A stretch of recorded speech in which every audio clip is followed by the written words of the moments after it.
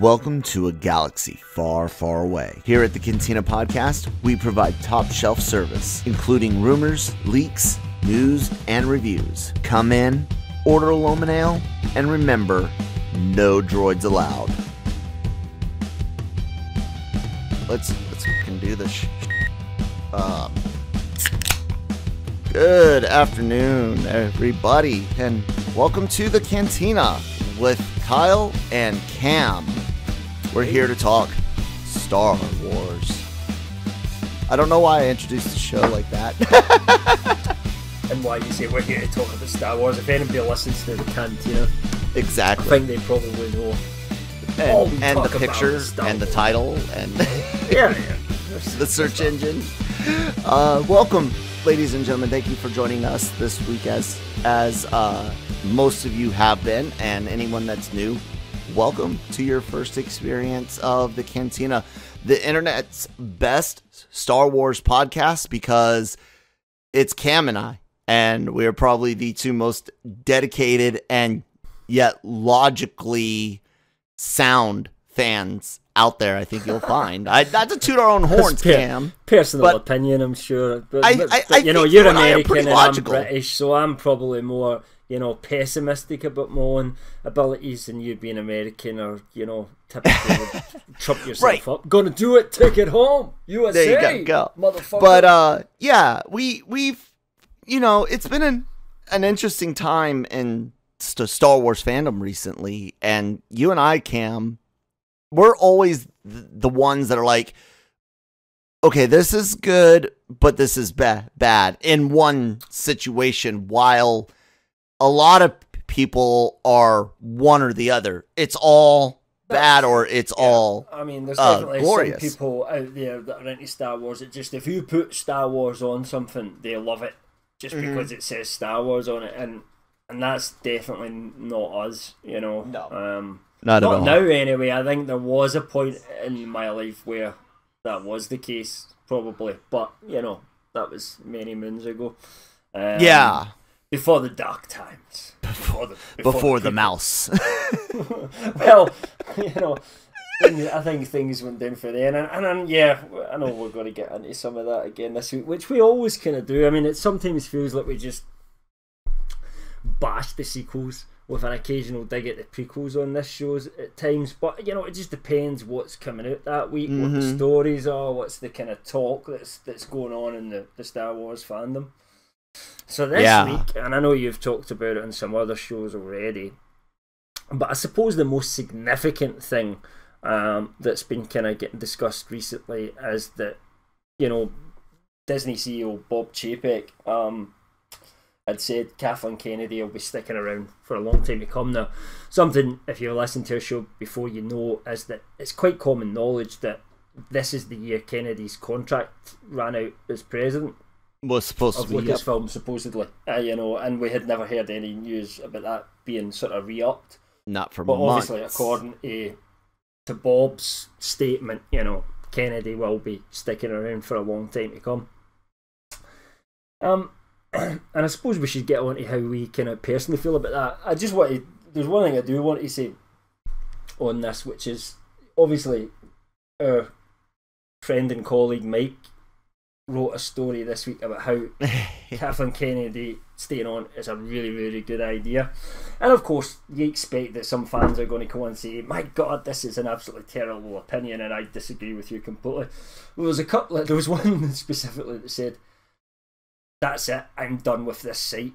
You know what I mean, kind of thing. Yeah. And I went on it and said, well, wait a minute, this is just one person's opinion. In actual fact, and I don't know how, we haven't really spoke about this actually in too much detail, so there you go, but I certainly don't agree with Mike's position, particularly not 100%. that it's great that Kathleen Kennedy's sitting on, because I'm looking at it as like a hit rate, right? So if I was grading a website on their scoops, which would be determined, that's part of my job, so I look at the hit rate that all these kind of websites do, and if somebody's hit rate is really bad, I won't mention any names because they don't need any more self-promotion, then we would probably won't cover the stuff.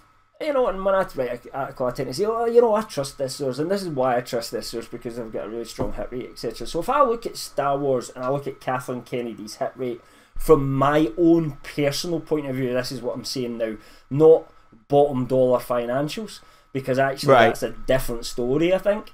But my own personal view, I look at it and say, right, since Disney took over and since Kathleen Kennedy was in charge, what's the most important things that have come out in Star Wars? Well, the most important things that have come out in Star Wars is the 3 sequel trilogy films, right? Because that's what connects us up to the old movies. You know, that's what fans were so excited about.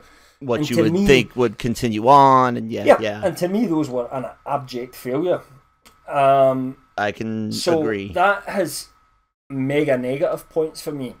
I enjoyed Rogue One, but you know, I think you and I agree it's not the best film in the world, but it's a good film for Star Wars fans because it's got the fan service is pretty decent. It's got a really cool Darth Vader scene, and the battle scenes are really, really good in it. You know, probably the best that we both agreed since Return of the Jedi. I almost space wish. Battles. I was gonna say I almost wish that it had actually come out before Force Awakens. To be honest, I think Rogue One would have been a great reintroduction to Star Wars. Yeah, it would have made them some money without them having to push too far into it. You know, it would give them more time to develop that sequel trilogy. And of course, we've talked about it in this show before. Time was the killer for that sequel trilogy. And that comes down to and one of the not funny things is Kennedy, even though some people claim that it was more Iger that was pushing timelines and speed. For that. He said that himself, so you can't second guess it, but you do anyway. Is that him just being the responsible? I was in charge. I'll take the flak for it because then it takes the proof of other people. I don't know. Right. Like I said, I don't know for sure, but in my mind, and I can't help but relate everything to my own leadership experience. You know, my own time being in charge of projects or other people and whatnot. And I just when it comes to her and some of the speed issues, the way Iger and now Chapek and others talk about her, they make it seem like if she says something, they listen. So in my mind, especially since she was handpicked by Lucas, if she had gone to Iger and said, we can't do Force Awakens in 15. Yeah. I think she would have been, they would have said, okay, can you do summer of 16? And they would have been able to work. And we know that when Abrams came on, he did ask for more time and he wasn't given it initially for The Force Awakens. I mean, that he's quoted as saying that, you know. Mm-hmm. And she did, and this is the thing that goes against her for me. I don't think Bob Iger, certainly not Bob Chapek, because he wasn't even involved in that side of things at that point, but certainly I don't think Bob Iger was the person who picked J.J. Abrams. That's on Kennedy for me. She chose Abrams, Johnson, Abrams.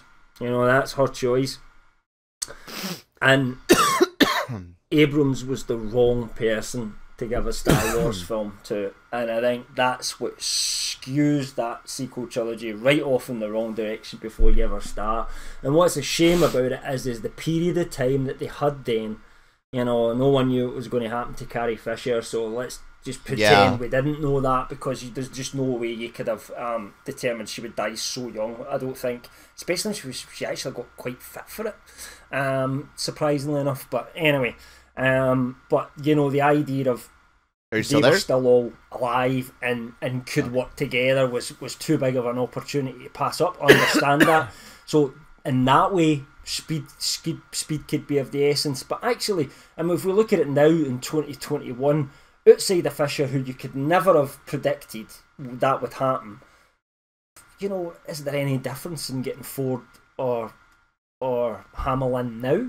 not really, you know, and you can't second guess yourself in terms of what happened to Fisher. Do you know what I mean? If that had happened, Yeah. you would have just had to deal with it in some other way without the story. I get that, but then, who knows? Maybe it doesn't even happen at all. You know, it's like butterfly effect, isn't it? We just no way to say.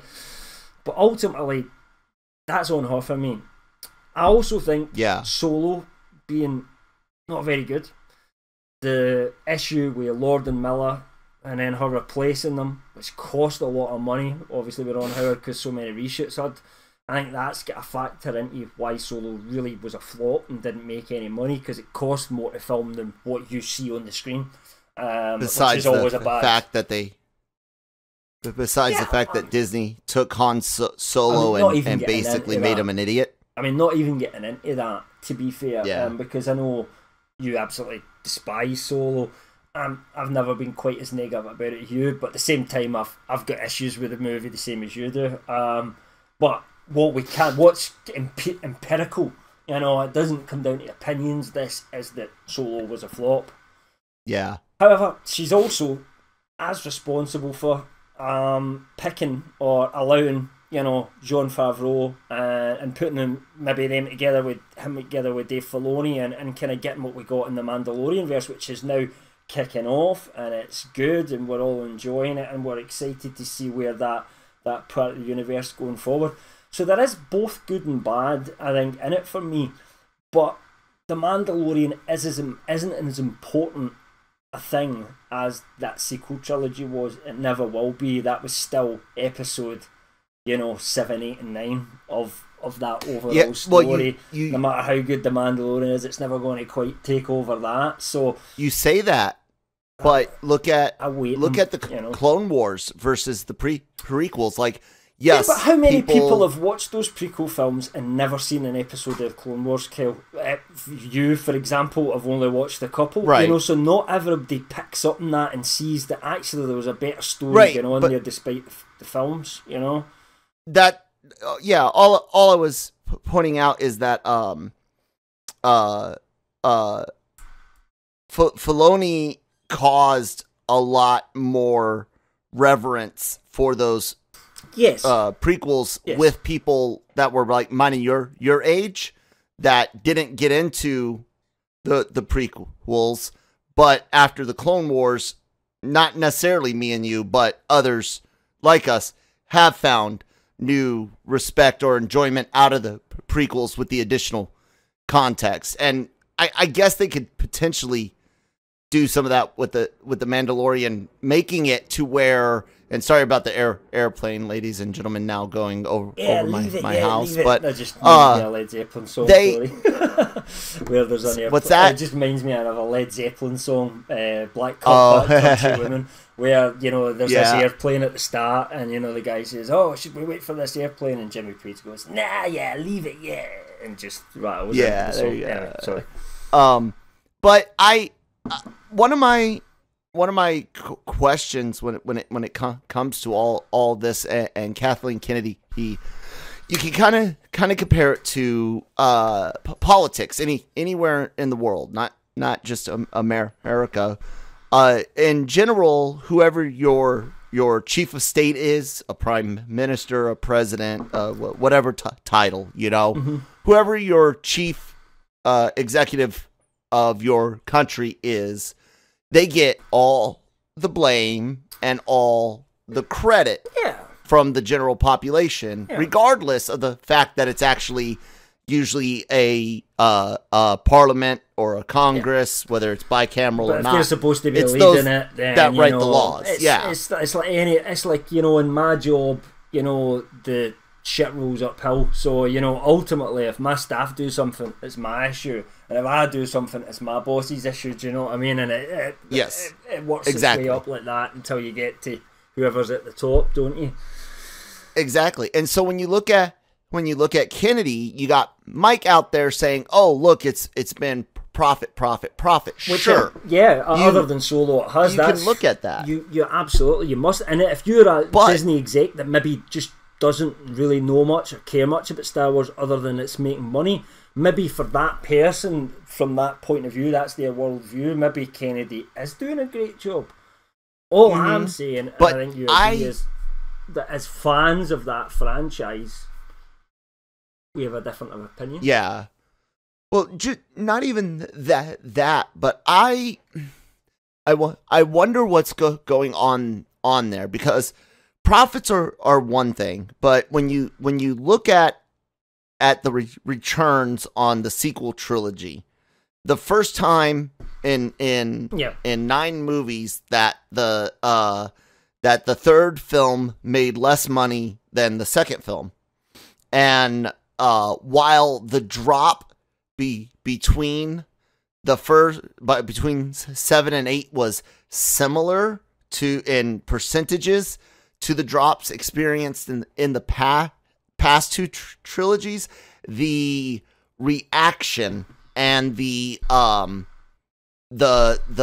week to week drops were not comparable at all, and you can clearly see a divide as bad, if not worse, than the 97 changes in the special edition and the 99 release of Phantom Menace unleashed upon the fandom. It's like almost like a really extreme side of the fandom that's built up, isn't it? Which, you know, and that's what I worry. Like I worry people kind of try and pigeonhole us, that people that are pro-Kennedy try and pigeonhole us with the doomcocks of this world, and it's just, you know, don't, because that's not us. If something's good, we'll say it's good, but, you know, we're giving you reasons for why we are not 100% excited about the fact that Kennedy's sticking on, because we feel that she's made a lot of mistakes. It's as simple as that.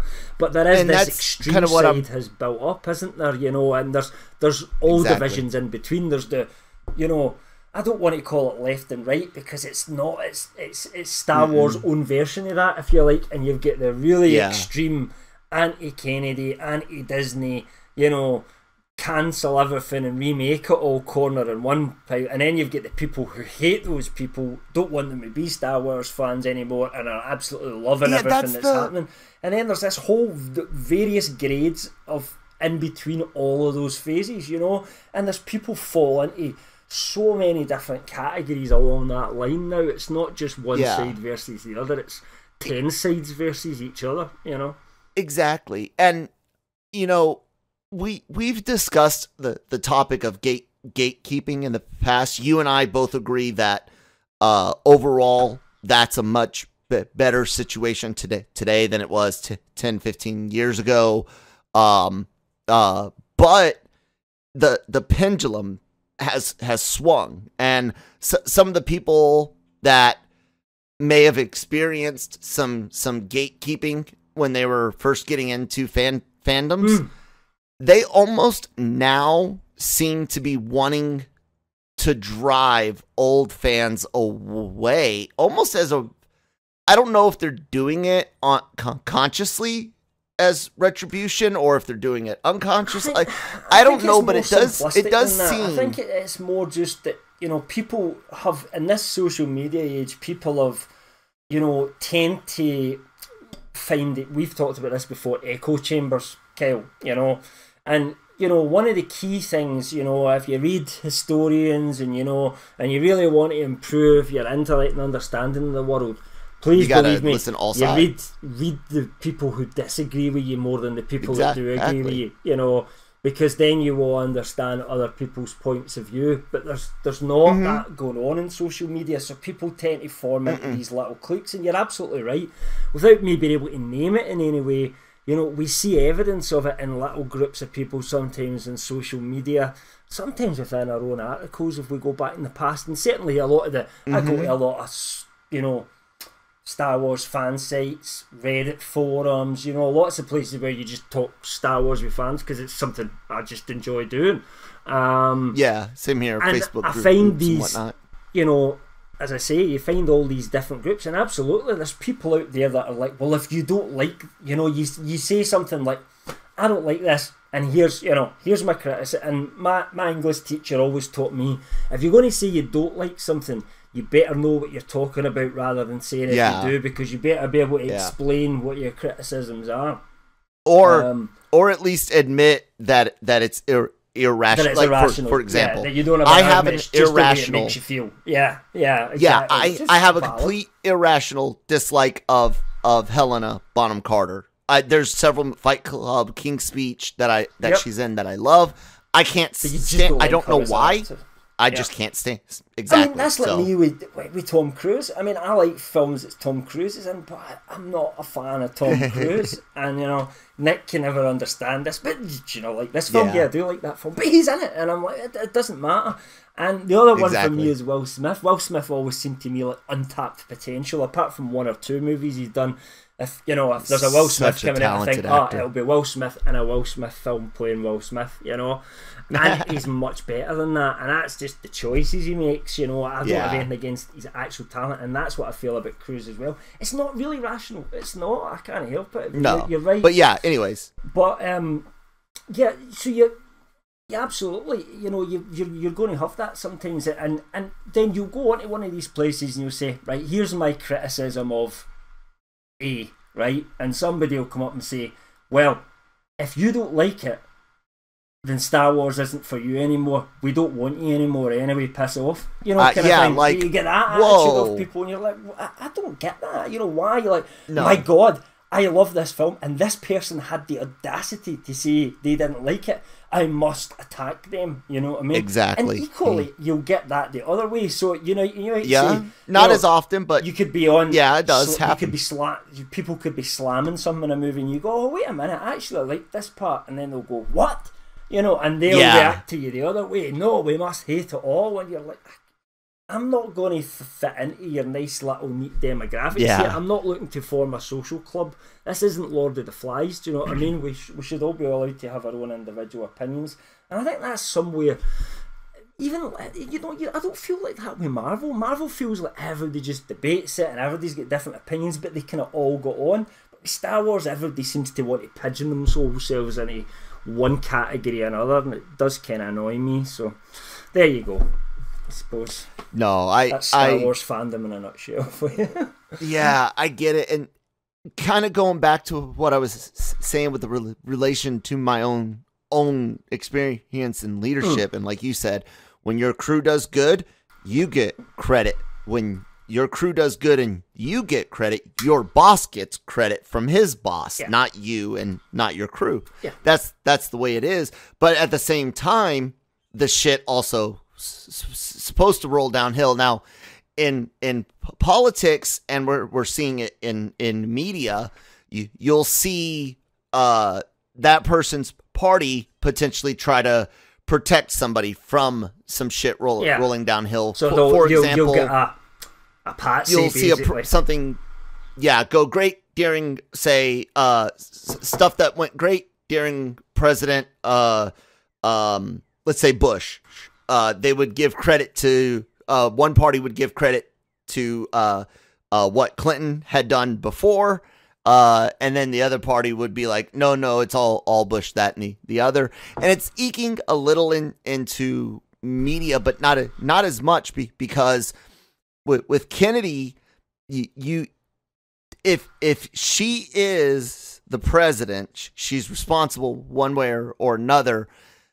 You and I have questioned how much actual decision making she has on different projects, but we have to assume as president she's responsible.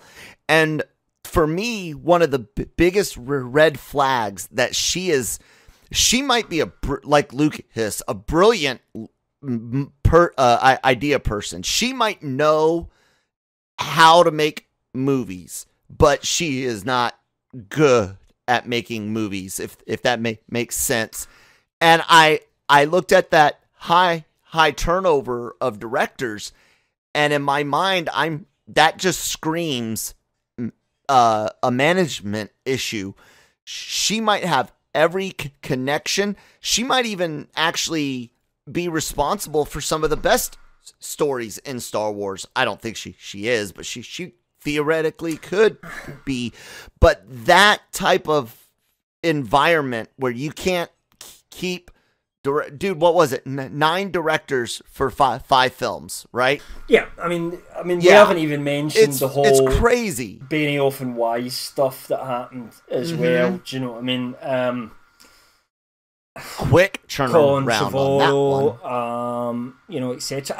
I remember it seemed like such a bad decision. They literally announced Benioff and Wise at the exact moment when their names got turned to trash in the same fandom that follows Star Wars. And all I was getting from Star Wars fans were, well, after watching Game of Thrones Season 8, Star Wars is fucked. That was the reaction that people had, because it was so... The ending to Game of Thrones just felt so rushed and completely alien to the rest of the show. It's not about, again, I know this is getting into a different subject, it wasn't about what happened as such, it was how quick they made it all happen, which just didn't fall in with the rest of the show because they were desperate probably to get into their Star Wars contract, which I guarantee you Lucasfilm would have tapped them up for that long before then.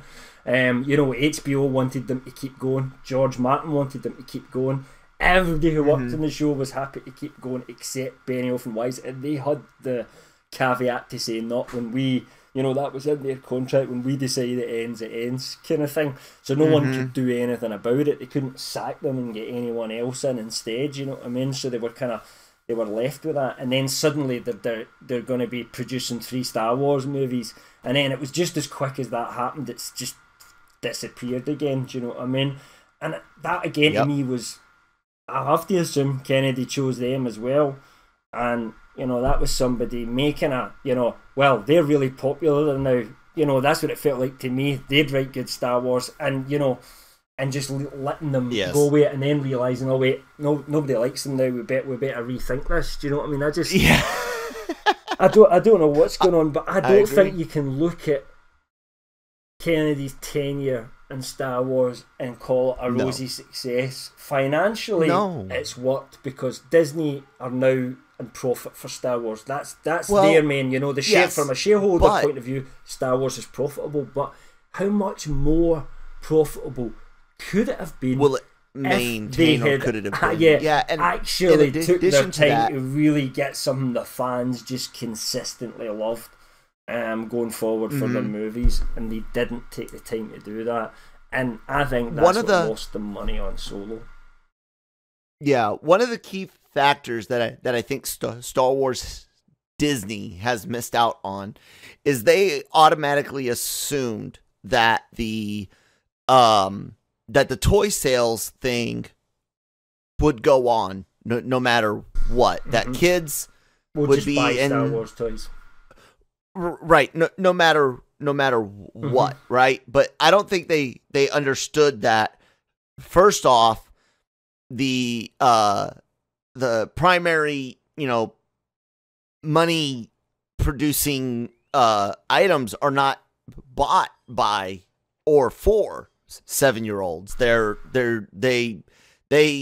might be meant for 7-year-olds, but it's usually 30 plus year olds nowadays watching it, people or buying it. And the other thing is, if you create great characters that people love, then fans want to collect their stuff. How many sequel trilogy figures just sat on shelves because no one had any interest in the characters? They didn't create any new outside the main cast. Who was the Lando of the sequel trilogy? Who was the, I don't know. I mean, I was a kid, I went out and bought an Admiral Piet figure, do you know what I mean?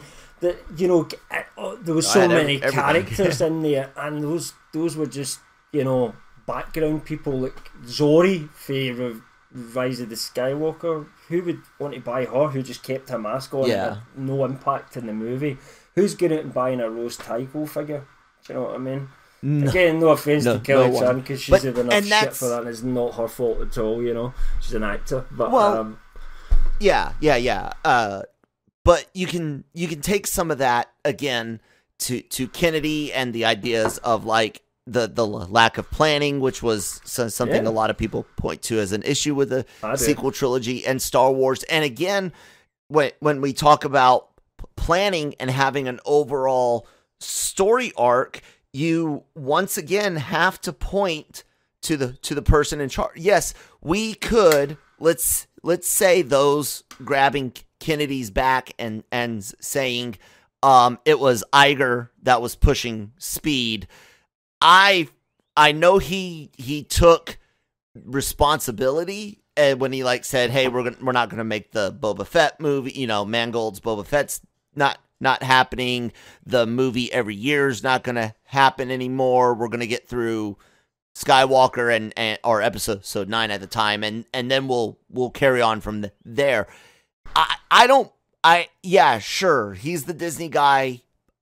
I don't buy it. She is wholeheartedly responsible for saying whether or not we have the story to go forward. So if she didn't ask for more time because she was okay with the way that they were doing things, that's a fault on her. Yeah. If she wasn't okay and didn't ask for more time because she was scared or this, that, or the other, that's still on her.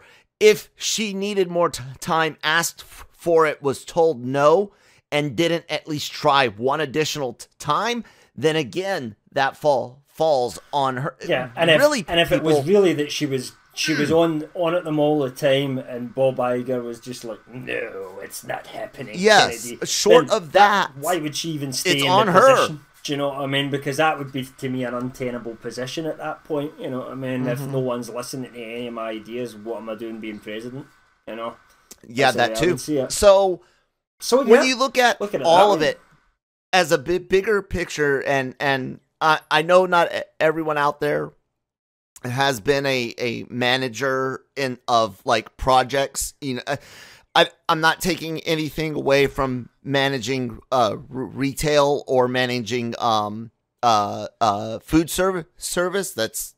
It takes talent and skill and all that. But construction and project management is very similar to a studio production when you're looking at bills of materials and budgets and crews that you're hiring, and you've got specific tasks and schedules that you have to meet. There are certain things that you can't do in a construction project until other things have already been completed. Like in a movie, you can't film certain scenes until other things have been. So I know not everybody can necessarily put their feet into a project manager's shoes. I can, and that's why Cam and I are so glad you guys listen to the show and we're able to bring you this. Is that's a different take on it. And yeah, and if you are one of those fans that absolutely love the sequel trilogy and can't understand what we're going on about, that's fine, but that's your own personal opinion. But if you want to see our criticisms of it, feel free to go back and listen to the kind of reviews we made on it and why us as Star Wars fans had a lot of issues with that film. Or those films, not even the business side, the actual because we really do go into it in a hell of a lot of detail, for hours and hours, because there's a lot to cover, and we're absolutely huge fans as well.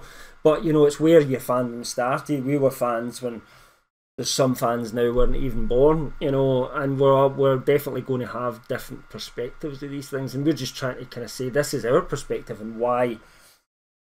For us, the idea that Kennedy's staying on isn't particularly a joyful occasion to celebrate.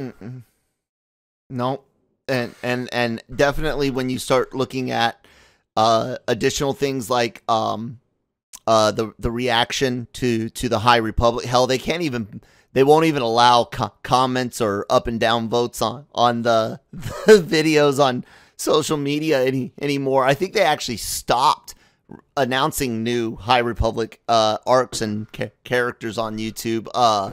The Rock thing just really. Yeah, I mean, I didn't really know what I was until you can explain it to me, and it's a literal. It's not like the Thing. It is, because I'm all about it. If it was some Korg type creature, do you know what I mean? I would be all for it in Star Wars. No, but it's not. It's a literal fucking block. It's a tombstone being.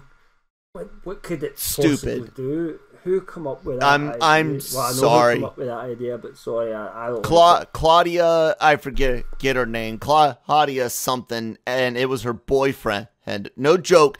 Listen, Cam, she wanted a co-pilot for her. How can you be a co-pilot without arms? She wanted and one that was of little words, like Chewbacca. And I'm like, if you think Chewbacca was of little words, you don't know Star Wars. Yeah. And then her boyfriend jokingly says, words a rock. And, you know, that us, the audience, can't understand what he's saying, you know. So you only understand what he's saying when Han replies in a way which you can understand what he's saying. And that makes it. And you know, R2's done in the same way. I always thought that was one of the most impressive the impressive parts of Star Wars, that they were able to pull that off and make you care about characters who you couldn't quite understand what they were saying, but you still knew where they were coming from. That was a skill in itself, you know. And maybe you can do it in a book, but certainly I just don't think you could pull that off in any kind of visual format. I don't think it's a good idea. So and to kind of hit on the sequel trilogy even more, let's talk about a story I read today, Kyle, which was and this pissed me off, right? And this is to do with, you know, the fact that we're saying there was absolutely no plan. We've talked about in this podcast before all the different evidence that says there was no plan for Palpatine to come back in the sequel trilogy until after Trevorrow left and J.J. Abrams came back in.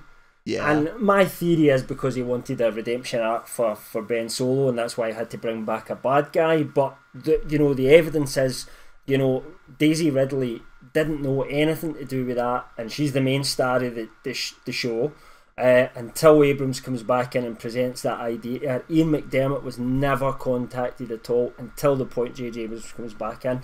There's too many bits of evidence to say that that's the case, and yet Andy Serkis was interviewed by comicbookmovie.com, and it was for his new film, is it Red Squad SAS or something? I forget the name of it, apologies. But, you know, talk gets on to Star Wars, and they'd asked him, you know, were you aware of any of the kind of the Snoke was really a Palpatine clone kind of thing when you were playing the character, obviously in episode 7 and episode 8? And he had said no, they kept it really, really secret. And then his last thing was, however, I always had an inkling. And as soon as I read that, I thought, you are talking pish. That's towing the stupid company line, like when we heard Kennedy as well come out and Abrams say, oh yeah, we were bandying about ideas for Palpatine away back in episode 7. Maybe they did talk about it, but they didn't firm any of that up and they didn't go forward with it. That's a fact. And for Andy Serkis to say, well, they kept it secret. Well, they kept it so secret, Andy Serkis, that they didn't even know it was happening. That's why they didn't tell you. That's why they kept it a secret, because they had no plan. And if you had an inkling, then, you know, basically you didn't know. You didn't know who you were, and nobody had told you. You were just playing the character, and then you theorised on it the same as the rest of us fans did. And you know how many Snoke theories there was out there. And, you know, what was it in the end? No, it was just some clone puppet, and really it was Palpatine all along, kind of thing. Bullshit. That's all I want to say in that. It's just, no, I'm not having it. You're right. You and I took flack for saying 2 years ago, there's no plan, people. There's no plan. And not only did we take flack for that, but as it became clear, you know, going into Rise of Skywalker, some people, Shammer, sorry, had to sneeze there, went from, you don't know that there's no plan to a plan doesn't matter. Yeah. And it's like, I mean, Jammer boy, does a plan fucking matter. They didn't need to have a plan. But I think when we love you, Jammer. Our argument always was that this was a bit more complicated. You know, see if they'd have said, this is Star Wars, the new saga, episode 1. They really didn't need to have a plan at that point. They could, you know, pass the baton along, because none of us know where it's going. However, Disney didn't do that. Disney wanted to cash in on the fact that the old cast was coming back. They wanted to cash in that this was the real end of the story. And that it was episodes 7, 8 and 9. And then you've got a situation where you've now got a responsibility to make that story fit all the other components that were there before, which is 6 episodes, which, despite how you feel about the prequels, it does work as a 1, 2, 3, 4, 5, 6 story, right? But the 7, 8 and 9 doesn't the make story, sense. Yes. It's like, no. you know, it's almost like, as I've said a million times, it's like somebody decides to make a sequel to The Lord of the Rings and they just say Sauron's back.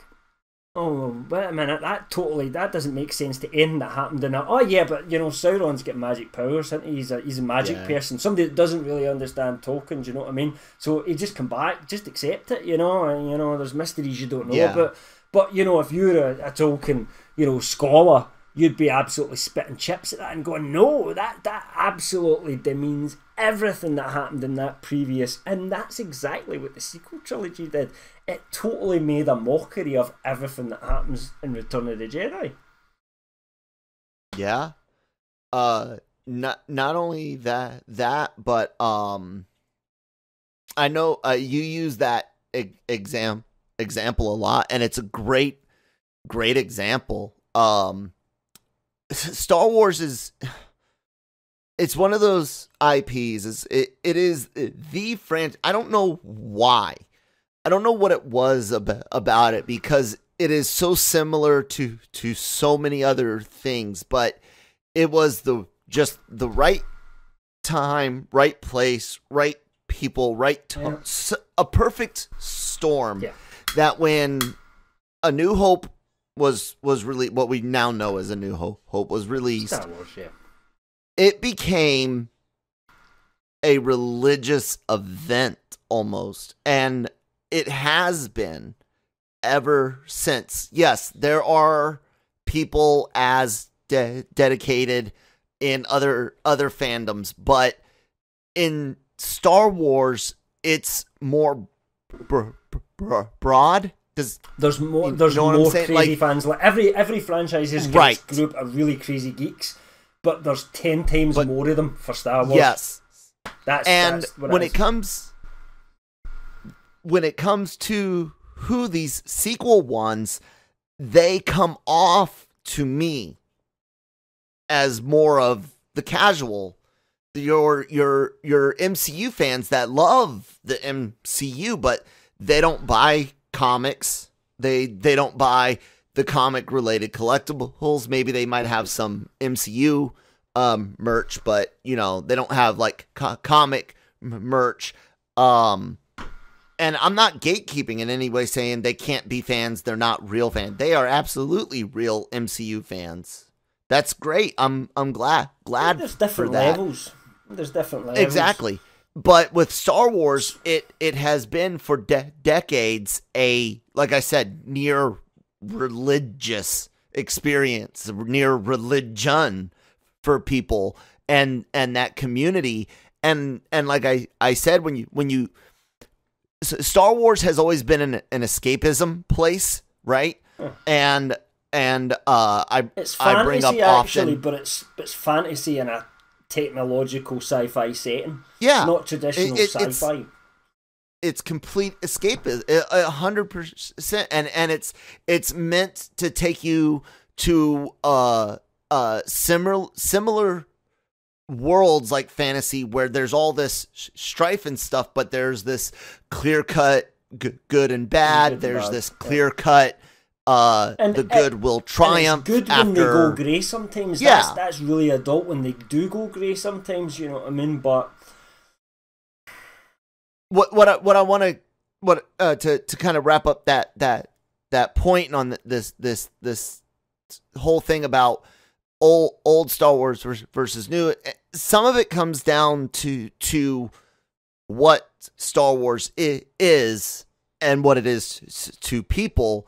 To where, look, you might have this really awesome idea for a story, and you might think that it would be wonderful for it to happen in Star Wars.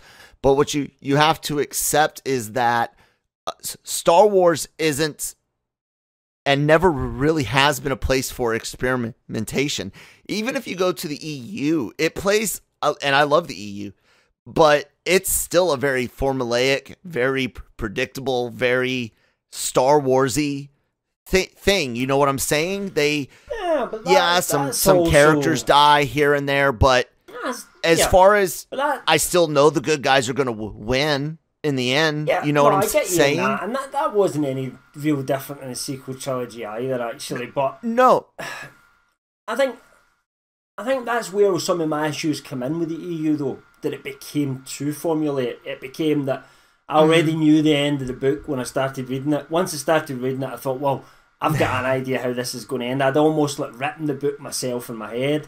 And when I was a kid and I wanted to start writing, what I wanted to write was Star Wars books originally. You know what I mean? That's what I wanted to do. I think there's probably, I know there's a half written, probably about 2 chapters of a Star Wars book. I think I knocked it when I was about 15 or 16. I think the first line in the book was something about a lone freighter drops out of hyperspace. Do you know what I mean? It was something as simple as that. But anyway. But as a kid I always used to dream if there was ever going to be like a 7, 8 and 9, how would I do it? And after all those years I still struggled to find a way to make a really good 7, 8 and 9, do you know what I mean? And yet Disney just flung one together. And I know I'm not as talented obviously as the people that write movies, because I don't, and write books, so I'm not saying that they couldn't do it quicker, but you pick the people, you take the amount of time it takes, you do it. If it was me and I was in charge of Disney, I would have said, we are getting this right. This doesn't leave the fucking studio walls until I am happy that this is right, Yeah. And they wanted to eat their cake and have it. They wanted to eat their cake and have it too. They wanted to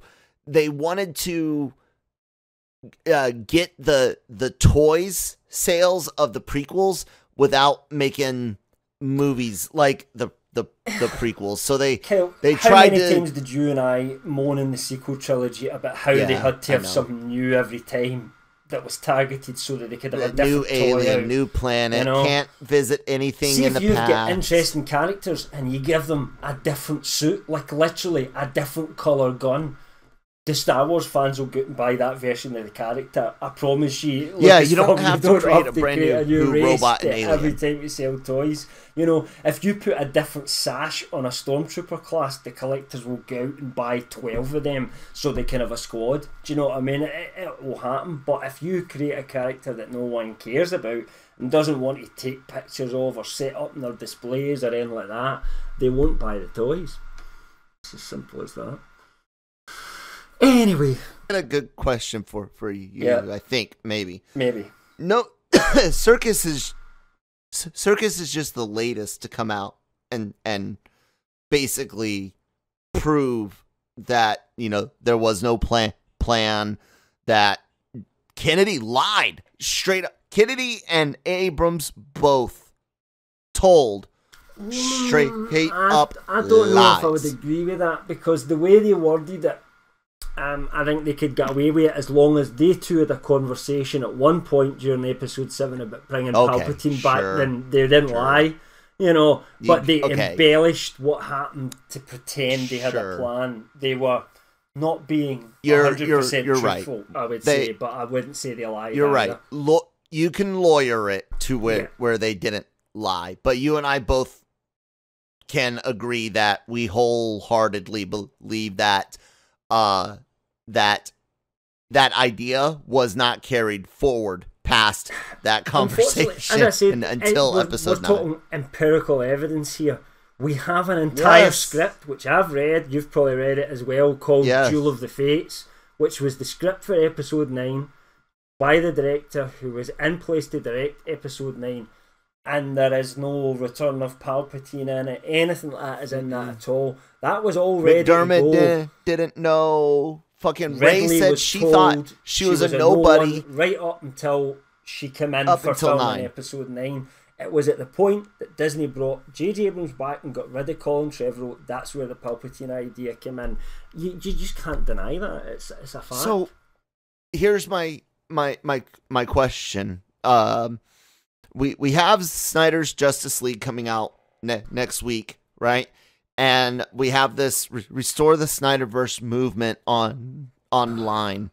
When it comes to Star Wars, we know. I understand that they think because they got it the first time they can get it again, but you know. Well, that's what I'm saying is but people seem to forget that almost as long as people have been calling for the Snyder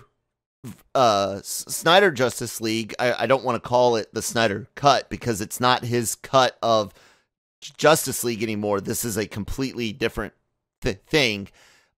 Snyder's Justice League, around the same time, you had a lot of clamoring, even louder and probably more in numbers of people clamoring for Kennedy to go, right? And to this day, we can see where fans that spend time and money are invested in Star Wars. You look at things like The Mandalorian, and then you can see where the more casual fans or fans that aren't spending as much money, you can see some of the things that they might be more interested in, like the Rise of Skywalker, sure, or whatever.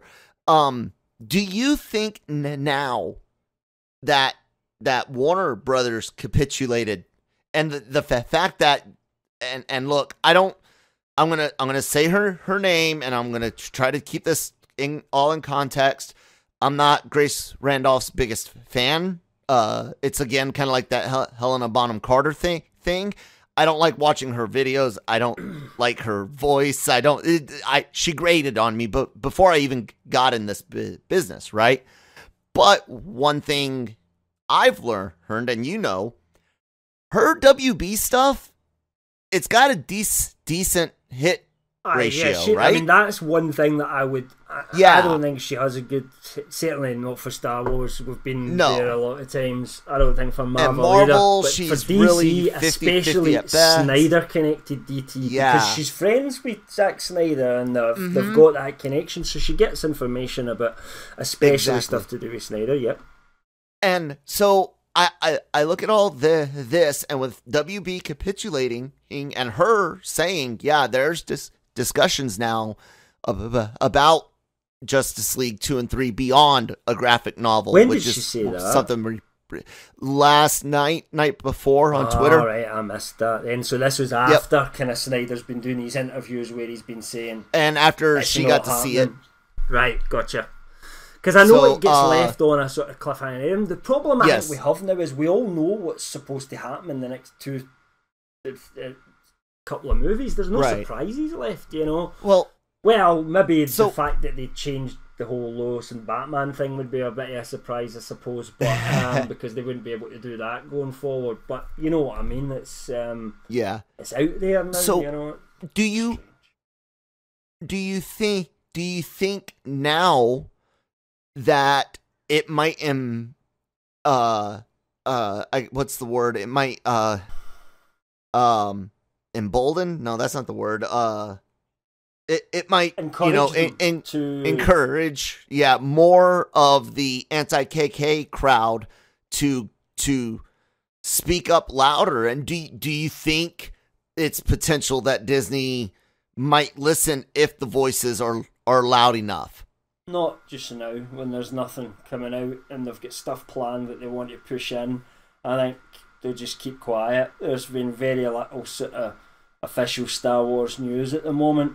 I think Disney are smart enough to know that there's enough fans don't like Kathleen Kennedy that when it's probably best to keep her in the background at the moment. Do you know what I mean? They couldn't do that in the Disney Investor Day, obviously, and the hype outweighs the bad stuff on that, because we're getting to hear about all these cool new Star Wars things, and that'll always have an impact on fans. And Disney, they'll have marketing people that are far smarter than me, that I'll be telling them all this. You know what I mean? This is the times when you can get away with this. This is the times when you shouldn't do it.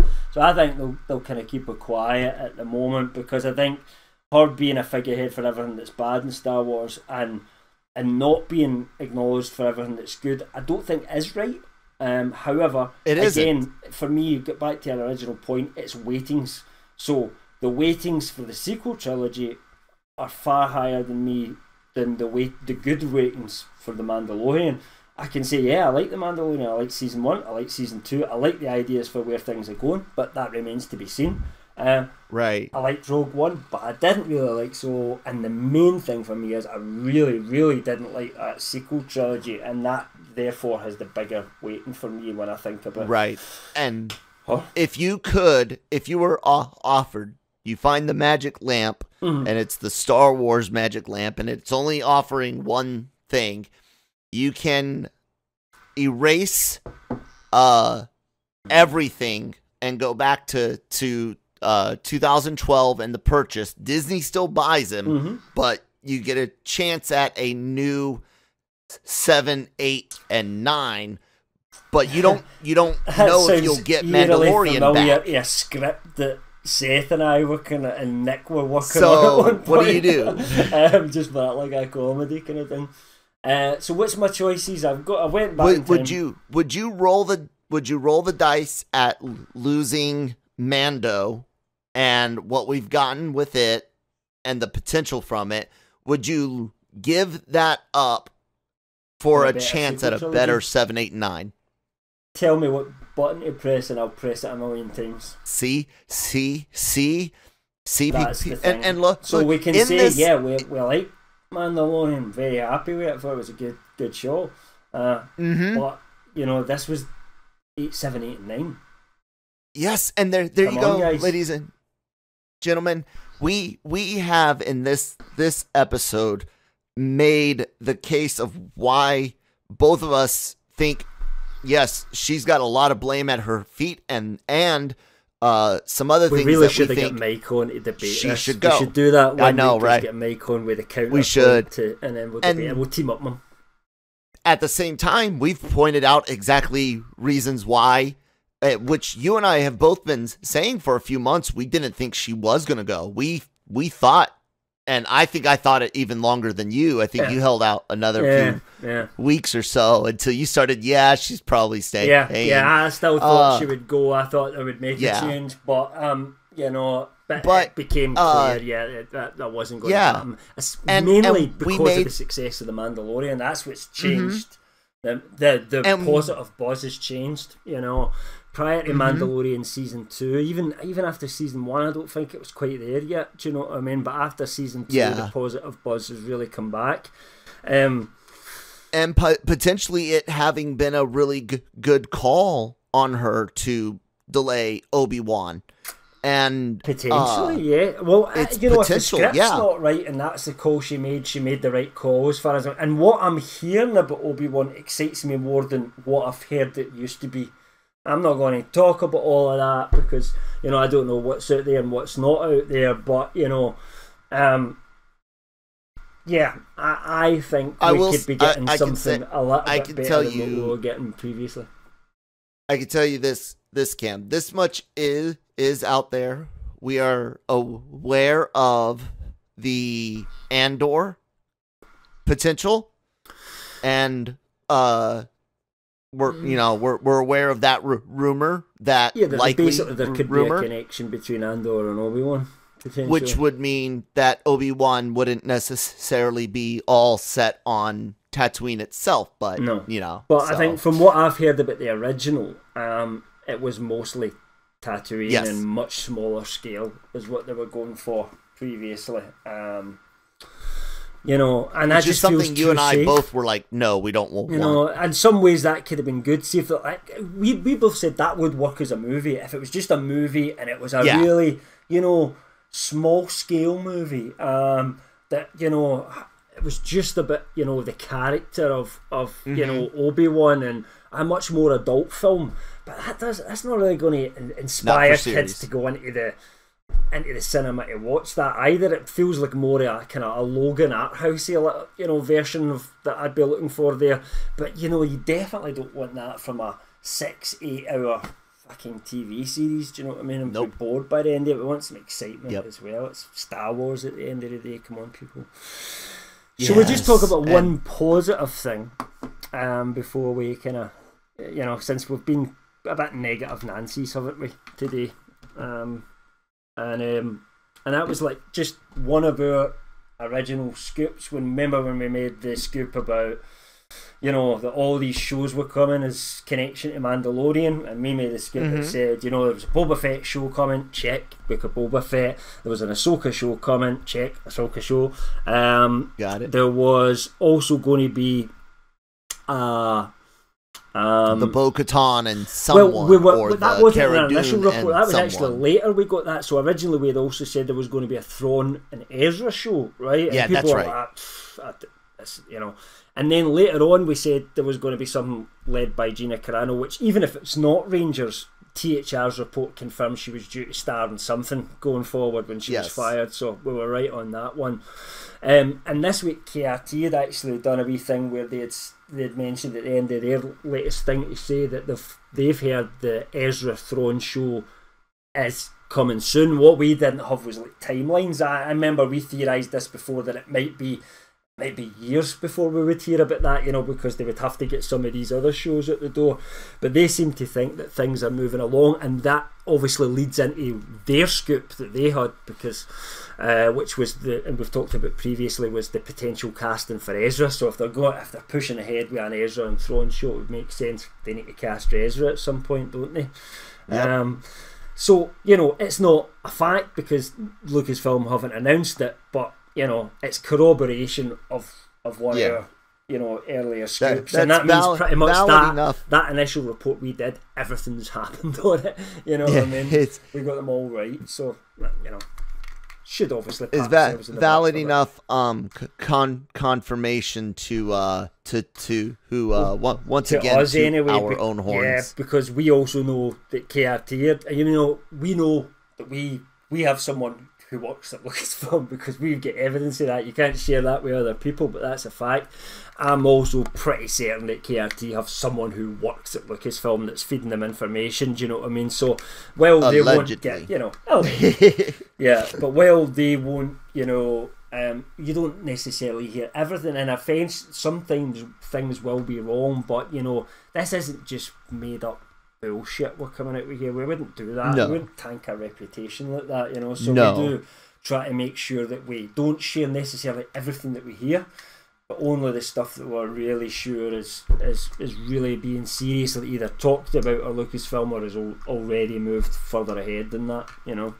So some might ask, you know, well, you already reported on this story, you and Kyle talked about it before. Are you really just tooting your own horn? No. Yes. But here's the point. And it's something, it's relevant because, you know, now we've found out it's moving a little bit sooner than we knew, because we didn't. So it's a little bit more information to build the puzzle piece. That's all we're saying, right? You know? But in addition, if you are a fan of the website, lrmonline.com, thank you very much, and you're more than likely aware of what happened with another outlet and a Marvel and DC director. They kind of got called out, and look, here's one of those things is that place likely did indeed hear something from someone. Okay, that someone, they might have heard a conversation at a water cooler and take that and want to get paid for it as insider information. I'm not saying that's what happened. I'm saying that this is exactly, but this is a scenario that does happen. We don't do Marvel scripts, but I'd certainly be wary of doing any Guardians of the Galaxy. Right, but here's what I'm saying is, for other scoopers that have people on the inside, that have friends on the outside that work in the trades and stuff, they don't take the water cooler talk of, dude, wouldn't it be cool if Aunt May was a spy, and then go say Marvel's making Sony's Aunt May spy movie. They instead feed the information that is legit, and they feed it in ways that protects them and the project and the fans, to where we get to know a little bit about what's coming, but we're not going to ruin any surprises. Some fans sometimes wonder why, if you've got people working there and say, why don't you get even more information? But what people have to remember is that a source has to be able to protect themselves. So if they give somebody a key information which could identify them, then is that worth it? I wouldn't do that. No, I wouldn't do that. And not only that, I have to admit, if I worked for Lucasfilm, I wouldn't leak anything, because that's my dream job. So I would fucking follow the company line to a letter. I wouldn't even tell my wife what I was working on. Do you know what I mean? Yeah, I wouldn't. But not only that, but it's like you don't want to ruin what is coming so much. You don't want to ruin everything. We cover story beats, because our source wouldn't tell us story beats. So I bet they knew what was going to happen in The Mandalorian. They wouldn't tell us, what was going to happen, because that's probably not. That's not the kind of scoops we would publish. I suppose that's, I'm part of the decision on what we post and what we don't post, and that's something I'd be dead against anyway. If there's I've done it, I've read them. I go and find these things, don't worry. But I've read the outlines that what I knew, and I've told you that this is 100% spoiled. You can find this information on the internet, Kyle. I know you don't want to get spoiled, so please stay away from certain places at the moment. And I tell you guys this stuff all the time, but I wouldn't publish that kind of stuff on the site, because I think it's too much. I like the kind of level of, this person's coming to this is going to be featured in this, and then it gives us just enough to speculate on without spoiling stuff for us. That's and the line at the same time, I'll say this. Like I said, that outlet, I don't necessarily believe that they lied. I'll just say on this, heard something. I covered something yesterday or today where one of their scoops was 100% confirmed. Yeah. So but it's different sources for different. That's what you've got to remember. Like, somebody will have a different source for Marvel, a different source for Star Wars. You don't have somebody who knows Marvel just and like Star Wars stuff. What we just talked about earlier. Yeah, it's different people that you're going to get. That's why we at LRM we have two sources, but they're Star Wars. We don't cover our own, because we have no sources for Marvel or for these other. So we just publish the kind of the rumors that we hear for other people. Yeah. What I do is try and give you an idea of how likely these are when we publish them. You know what I mean? Just by our experience and knowing this side of the business. And when we do cover some of the unlikely rumors, I like that we are up front. Yeah. Usually in the title, rumor. We don't do the Daisy Ridley talks like return for episode 10 bullshit. Anything that's unconfirmed, we would tend to put under our Barside Buzz header.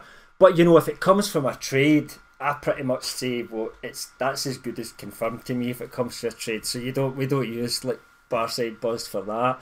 But even like, for example, Murphy's Multiverse, I think it's one of the best insiders out there.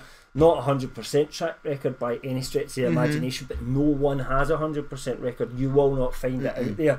But my professional opinion is he is very good insider, but I would still cover his stuff as Barside Buzz, because it's still a rumour and it's not a fact, and sometimes it's wrong. Sometimes things do go wrong. But here's the thing: is some people wonder why cover the rumors and things at all, and to that I always point to two things. One is the potential rumors that are true. You do want to cover those to a degree, and then two, the ones that are not true, so ridiculous that discussing the what if alone is the interesting part. You're not even discussing the rumor being true. You're discussing it's almost like the what if the rumor was true. I'd be okay with covering something as long as I was saying up front in an article, like, by the way, I 100% do not believe this. Yeah. But I just wanted to talk about it today because this is hilarious, you know, so I would cover it in that way. But I think what you're looking for is, at the end of the day, there's all these tons of rumours out there. And, you know, 90% of the stuff out there is absolute garbage. You know, if you're wondering why we do LRM, as well, our job's to try and, in our piece, explain to you how likely we think these are, how trusted the sources are given this information, you know, why this is a very likely thing, or why sometimes I'll say, I don't buy this, you know, there's something that doesn't feel right about this as well, but, you know, make your own decision as well. And of course we can get into it in more detail when we go into podcasts and stuff like that as well. But you know, at the end of the day, it's not a science. You know, it's a lot of it is just hunch and guesswork. You know, not in terms of the scoops itself, but who are the right scoops and who are the wrong scoops to kind of publish. But and you start to build up publish it in. And you start to build up a reputation. You know, through time. So and with that, it's thanks to you guys that are out there, they're reading and listening and spreading our stuff on other sites and defending us. We see it, guys. You know, we're lurkers. Yeah, I was actually self-promote, but I was on Reddit. We can see, you know, just you know, I've got an account that's got nothing to do with LRM, so I can just be a normal fan on there, and because we do produce a lot of Star Wars scripts, and I remember there was somebody defending us the other day there in terms of hit record, and they literally listed out all the things we got right, and I thought, well done, because it was bang on, do you know what I mean? And you know, it wasn't us. Right. And some of the things, you know, that even like people had said, oh, this person come up with this, somebody was on like that. No, actually, LRM were the first to, you know, and they were posting links and stuff like that. So we're getting there. Yeah. That's all we're trying to be. We're trying to be a really solid source for Star Wars, you know, and be that site that you can go to read all the different rumours for your Marvels, all your other movies out there, but get an idea of what's real and maybe what's not real as well. Because there's a lot of sites out there, guys, that will just print any rumour.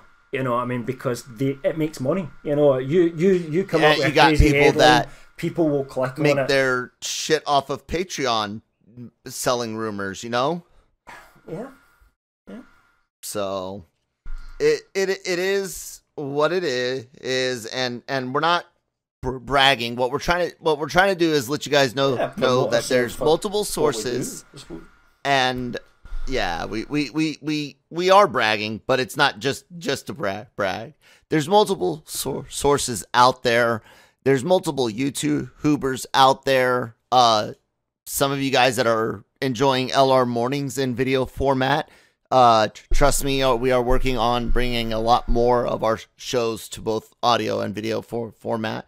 But we want your input and what you guys want to see and hear, and these are the types of things that we can then take to our bosses and, you know, sources and get involved. We're here for you. Without you, the readers and listeners, we don't have jobs or, you know, freelance work or whatever. It's awesome to do this. It's fun, and we hope you guys get what makes us different and the different approach and the fact that you've got a Mike Connolly Shockey doing the KK is a great thing, and here's Cam and I like, well, yeah, she may have made money, but are you did you look at toys? Did you look at drops? Did you look at you know, we're a bunch of individuals with very different opinions, and we argue with each other about movies all the time. So sometimes on our Discord, so you know, feel free to jump on it. We have our own Discord. Link in the description. We tend to try and keep most of our arguments to Discord these days, so other people can get involved as well. Join in. You know? So yeah. With that, man, Kathleen Kennedy, he's sticking around. Don't think it's the best idea in the world. Although I will say, I do think there's a chance that it's gonna be a restructuring where she's gonna be more like Feige's like position at Marvel, where they're gonna restructure some things. Something, I don't know. Right. Including publishing and stuff like that, which might make her more hands-off, which could be a good PR move because it appeases the fans that are like, oh, she got a promotion. And then it also, for people like you and I, again, that are looking at things logically, we're like, okay, that means she's probably going to compartmentalize some things some more, which would be beneficial in theory. So yeah, well, I suppose that's a possibility. Is, she's staying on. I hope the Star Wars from this point on is absolutely fantastic. I hope things carry on at the same level Mandalorian did, and that therefore Kennedy herself has learned from some of the mistakes that she's made so far. Because we can't change what's happening in the past. That's the other thing is, if you're, I don't like the term real fan, fake fan. I'll use fair weather. I'll use fair weather, and I'll use OG fans. I'll use casual versus die hard or fanatic or something like that. But a fan's a fan, whether you're casual or got 4 Final Fantasy tattoos on your legs. But don't push other people out, whether you're new or old. No. That's fucking stupid. It's all of our Star Wars. And if you disagree with them, say why you disagree with them and keep it civil. But it's okay to be around people who have got different views for you on Star Wars. It's okay. Exactly. To challenge. So with that, thank you guys so much for listening this week. We'll be doing a live Cantina, not next week, maybe the following one, because we're trying to do one a month. So look forward to that. Let us know what you guys would like to see us cover on like slow news weeks. Any ideas of reviews, things like that. Enjoy the Cantina reviews on the YouTube channel and our podcast network. Subscribe to the YouTube channel for great celebrity interviews. LR Mornings is on video now, and it's fun, and check that out. All the podcasts are there, as well as on the LRM Online Podcast Network, wherever you get your podcasts from. Spotify, Google, Apple, SoundCloud is awesome because it's got our whole back library and playlists for convenience. It's not a sponsorship. I'm just throwing it. It's free, so I like it like that. So, Cam, plug some other stuff. Well, I mean, podcast wise, we've got Marvel Multiverse Mondays. You don't have to plug. I meant yourself and the writing side of things, dude. All right. Okay, fine. So we can make it easier on you. Well, LRMonline.com is where we are just now, anyway. And the tease there. We're obviously writing stories weekdays. We do have some stuff at the weekends, but we do tend to kind of focus more on weekdays at our site. And we have tons of podcasts every day of the week, tons of stories going up, exclusive interviews from our own interview team. We've got Gig and Nancy and Manny out there doing interviews all the time. And honestly, if you look for the kind of just sheer quantity of interviews at the moment, we're matching anyone at the moment. Not necessarily about all your big brand franchises and things like that. We're covering all the independent, the little things, all the stuff that's a little bit more niche as well. You can find all that on our YouTube networks or on the website as well. You can listen to NFC. We've got, lots of other things. We've got various different columns that you can catch us on as well. And you can find me at LRM_Cam on Twitter if you want to get in touch. And Kel said it earlier on, especially for this podcast that we're both involved in, if there's anything you want to see us cover, in the Cantina, if you want to write, you know, Cam and Kel, I want you to talk about this, here's my opinion on something, I want you guys to talk about it, you know, send it in to us, we will, if it's Star Wars related, we will cover it, absolutely, no problem at all. Just let us know on Twitter, or you can, you know, let us know through the comments on the site, anything like that on the YouTube channels, etc. as well. But probably the easiest and most direct way is just to hit us on Twitter. Where can people find you on Twitter, Ken? You guys can find me underneath the air. It's crazy. Like, I live very close to the airport, but my house isn't in the landing path, right? The only time planes fly over my house is if they've had to circle for some reason, and that's 2 planes that have had to circle at least once. I wouldn't have thought it'd be busy enough for that during this podcast. Anyways, I can be found at that Kyle Malone on Twitter, at that one Kyle Malone on Instagram. That's the #1. Cam, it's been fun this week, ladies and gentlemen, and thank you so much for listening. We'll talk to you next time. May the Force be with you.